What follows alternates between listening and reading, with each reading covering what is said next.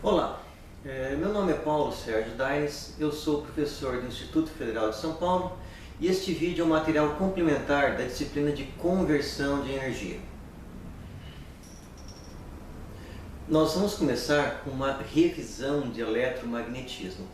Nós vamos então, a partir das equações de Maxwell, aplicadas em certas geometrias que estão interessantes para nós, e também aplicando algumas simplificações dessas equações, de modo que elas sejam mais facilmente manipuláveis. A primeira equação importante para nós é a equação que relaciona a densidade de campo magnético com a intensidade de campo magnético.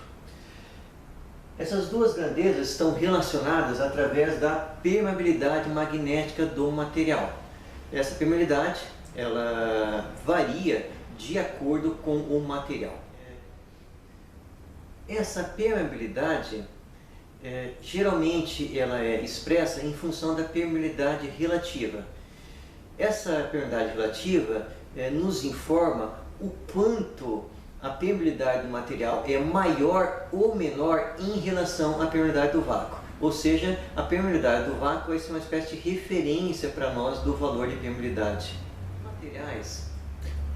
Os materiais podem ser classificados de acordo com sua propriedade magnética em três tipos. Os primeiros são chamados materiais diamagnéticos. Nesses materiais, a sua permeabilidade é menor que 1. É muito próxima de 1, mas é um pouco abaixo de 1. A segunda classe de materiais são os materiais paramagnéticos. Nesses materiais, a permeabilidade relativa também é próxima de 1, mas é ligeiramente acima de 1. E a terceira classe de materiais, que é mais importante para nós, são os materiais ferromagnéticos. Nesses materiais, a permeabilidade relativa é muito maior que 1. De 100 vezes a 1 milhão de vezes, mais ou menos, é a faixa de variação dos materiais ferromagnéticos. Os materiais ferromagnéticos são importantes no nosso curso porque eles podem obter um valor elevado de densidade magnética. Eles também podem ser usados, de certa forma, para direcionar ou para conduzir o fluxo magnético. Como esses materiais eles têm uma permeabilidade magnética muito maior que 1, o campo magnético ele tende a passar por dentro desses materiais. Dessa forma nós conseguimos então obter uma alta densidade de fluxo e conseguimos também, de certa forma, conduzir o fluxo por um percurso que seja interessante para as nossas aplicações em engenharia. É algo parecido com o que faz um condutor elétrico para a corrente elétrica. A diferença básica é que para circuitos magnéticos não existe um isolante magnético. Ao contrário dos condutores elétricos, você tem a isolação elétrica. Isso não ocorre para os nossos circuitos magnéticos. Uma maneira de ilustrar como nós obtemos uma elevada densidade de fluxo magnético nesses materiais paramagnéticos é estudar a sua estrutura microscópica. Esses materiais são compostos de domínios ou grãos, e cada um desses domínios ou grãos ele possui uma orientação magnética. Ao longo do material, esses domínios estão alinhados de forma aleatória, de tal forma que o somatório de todos esses campos é nulo. Porém, quando nós começamos a impor um campo magnético externo a esse material, a tendência desses domínios é ir se alinhando com esse campo externo, de tal forma que ele vai se somando com esse campo. Quanto maior a intensidade desse campo externo, mais os domínios do material desses grãos vão se orientando com esse campo externo.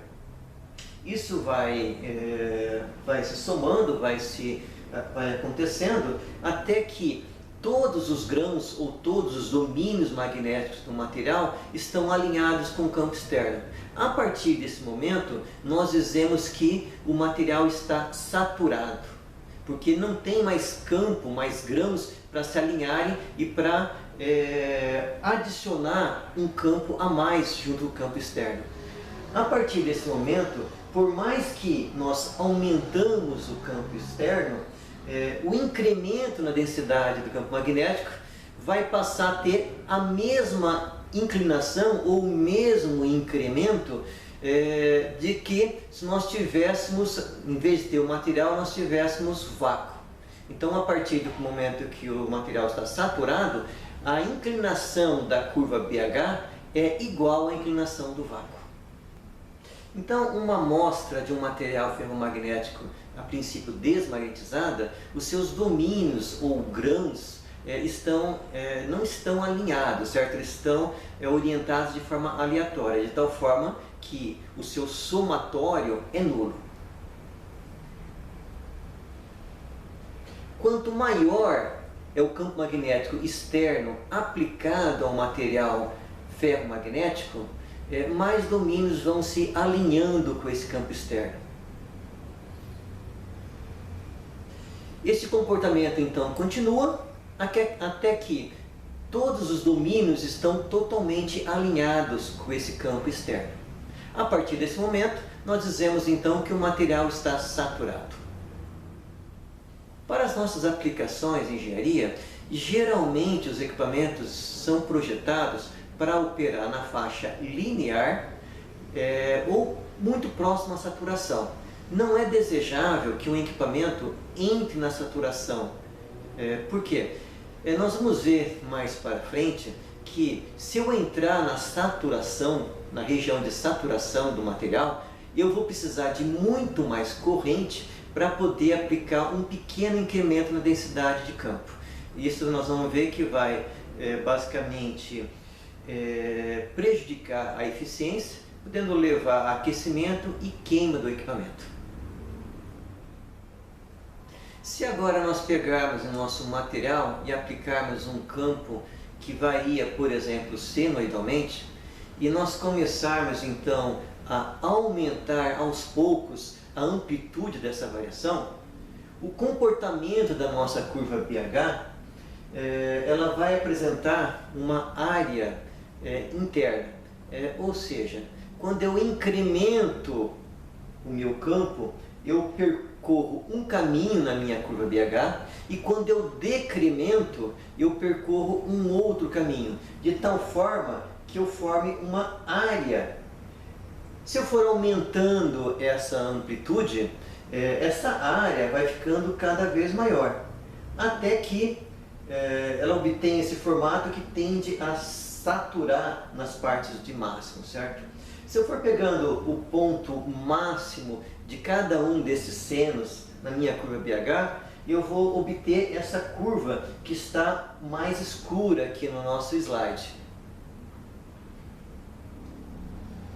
Essa curva é chamada de curva normal. Seria o ponto de máximo desses meus senos quando eu vou incrementando cada vez mais a amplitude do seno. Dois pontos importantes nessa curva de histerese são chamados, primeiro, densidade de fluxo remanescente. Quando nós removemos o campo magnético que foi imposto ao material, os domínios eles tendem novamente a se desalinhar. Só que eles não desalinham totalmente. Ou seja, quando eu removo totalmente o campo externo, eu continuo com um campo chamado remanescente. Ou seja, mesmo sem nenhum campo, esse material mantém uma certa densidade de fluxo. Essa densidade de fluxo, ela acontece principalmente nos ímãs, certo? Então, praticamente todo material ferromagnético, ele é um ímã. Alguns são muito fracos, como o ferro, por exemplo. Ele é um material macio, nós vamos ver mais à frente do ponto de vista magnético.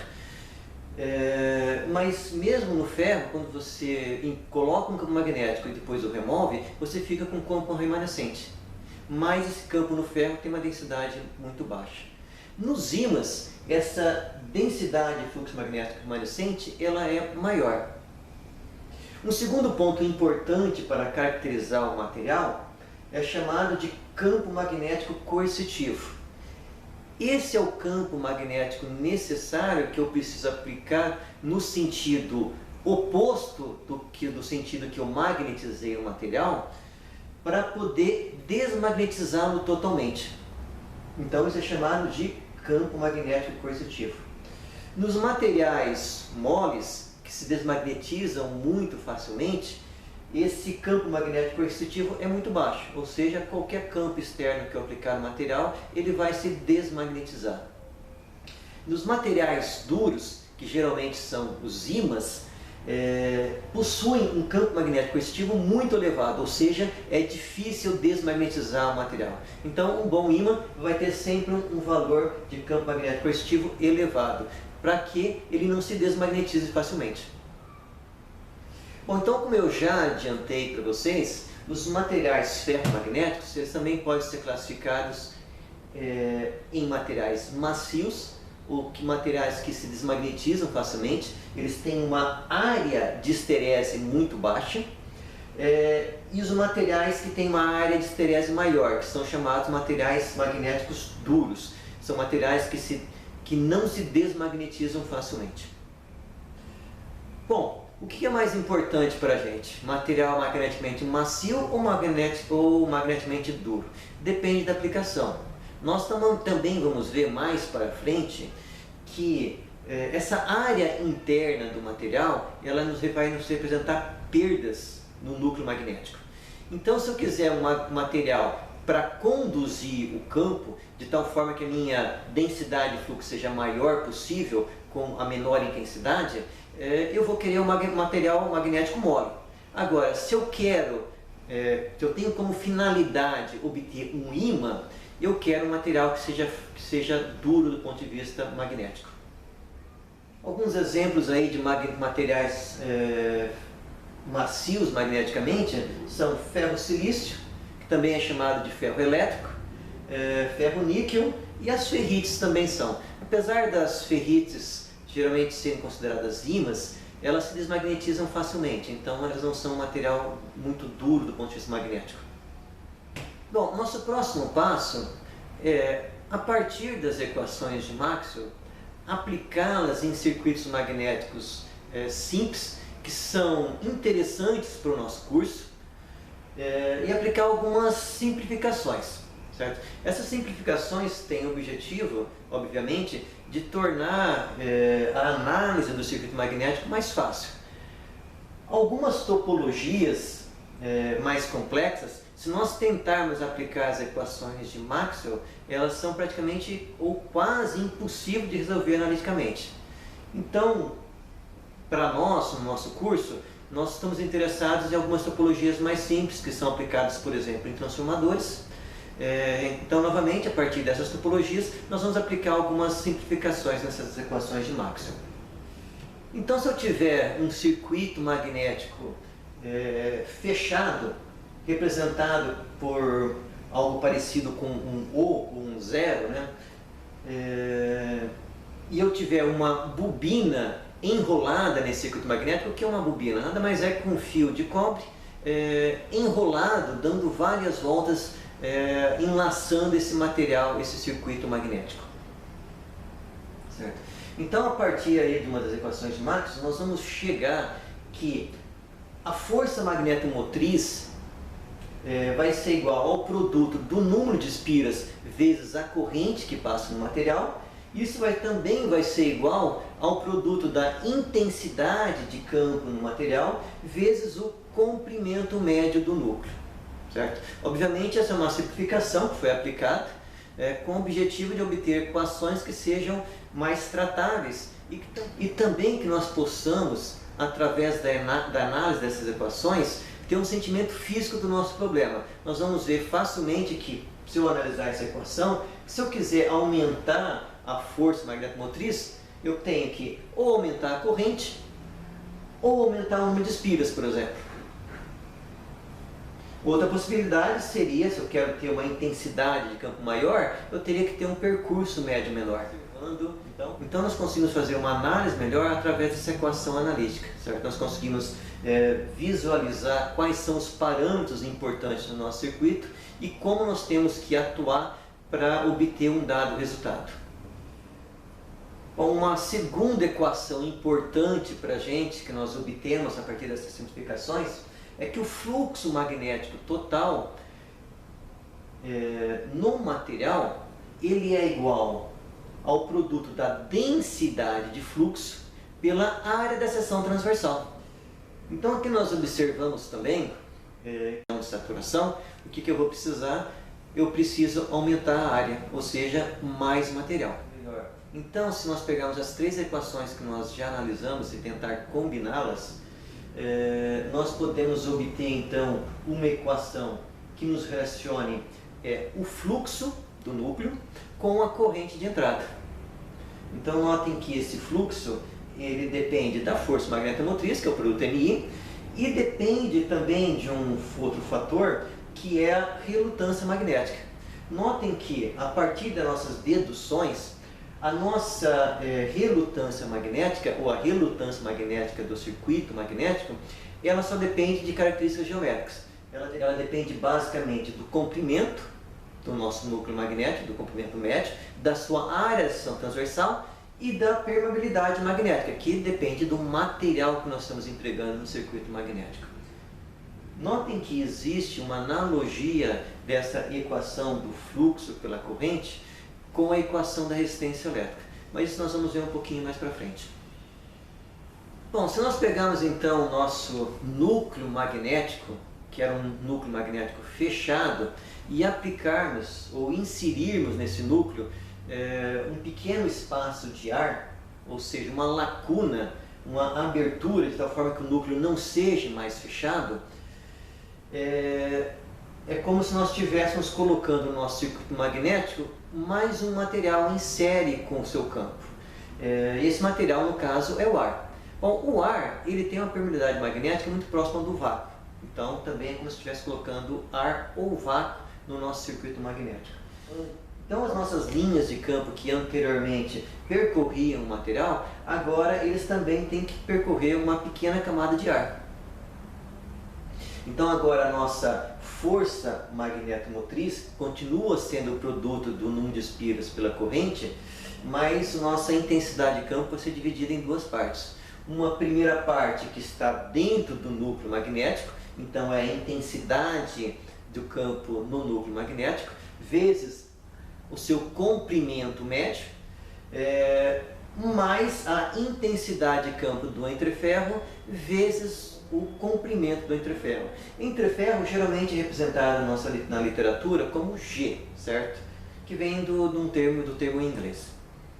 Se nós continuarmos então, se nós tentarmos agora obter novamente uma equação que nos relacione o fluxo com a corrente de entrada, nós vamos notar que agora, como nós temos dois materiais em série com o fluxo, se nós formos retrabalhando essa equação, nós vamos chegar agora que nós vamos ter duas relutâncias magnéticas que estão se somando, certo? Nós temos a relutância magnética do entreferro, que vai ser somada com a relutância magnética do núcleo.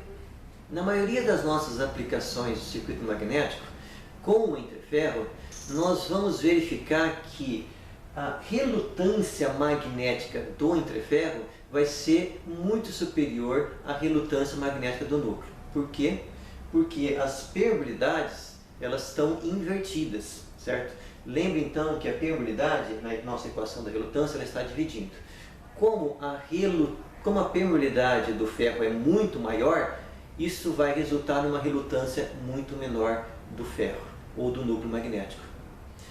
Então, em muitos casos, nós vamos poder aproximar essa equação e desprezar a relutância magnética do núcleo, quando nós tivermos a presença de entreferro. Por quê? Porque a relutância magnética do entreferro é muito maior do que a relutância magnética do núcleo. Bom, na sequência, então, eu vou deixar aí no vídeo um exercício para vocês resolverem, certo? Vocês têm aí o resultado na sequência Então vocês podem tentar resolver e depois conferir o resultado. Nós estamos então encerrando esse vídeo. Eu espero que ele seja útil para você nos seus estudos.